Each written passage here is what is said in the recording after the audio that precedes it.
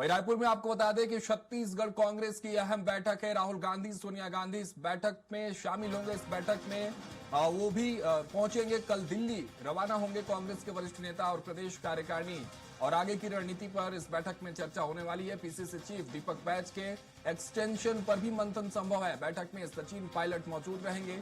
भूपेश बघेल और चरणदास महंत भी इस बैठक में शामिल रहेंगे।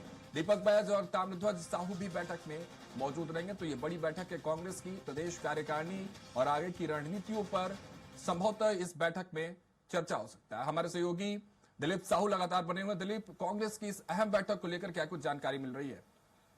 जी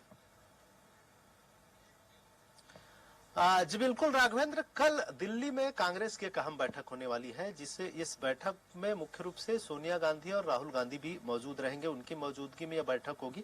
तो निश्चित तौर पे दिल्ली प्रदेश के तमाम बड़े नेता, जिसमें पूर्व CM Bhupesh Baghel, PCC chief Deepak Baij, पूर्व नेता प्रतिपक्ष डॉक्टर चरणदास महंत और पूर्व मंत्री ताम्रध्वज साहू विशेष रूप से इस बैठक में शामिल होंगे। प्रदेश प्रभारी सचिन पायलट भी इस बैठक में मौजूद रहेंगे। निश्चित तौर पर पूरे प्रदेश की हालात, कांग्रेस की आगे की रणनीतियां, किस तरह से आने वाले समय के लिए कांग्रेस की अपनी तैयारियां हो और कैसे कांग्रेस फिर से सत्ता में आए, इसको लेकर किस तरह की तैयारियां अभी से शुरू की जाए, इन तमाम चीजों को लेकर, और साथ ही साथ संगठन को किस तरह से मजबूत किया जाए।